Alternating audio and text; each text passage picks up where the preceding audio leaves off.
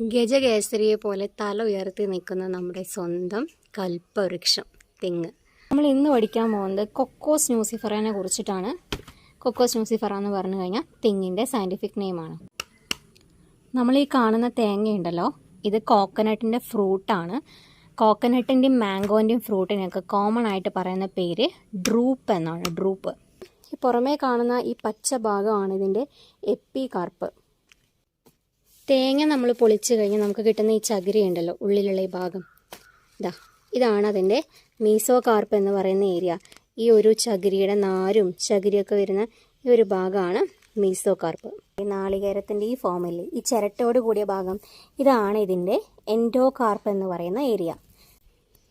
ചിരട്ടയാണ് ഇതിൻ്റെ എൻഡോകാർപ്പ്. അതിനുള്ളിൽ വരുന്ന ഈ ഒരു റീജിയൻ, അതിൻ്റെ സീഡിൻ്റെ ഭാഗമാണ്. ഇതാണ് കോക്കനട്ടിൽ എഡിബിൾ ആയിരിക്കുന്നത്. എപ്പികാർപ്പും മീസോകാർപ്പും എൻഡോകാർപ്പും ഇവിടെ എഡിബിൾ അല്ല.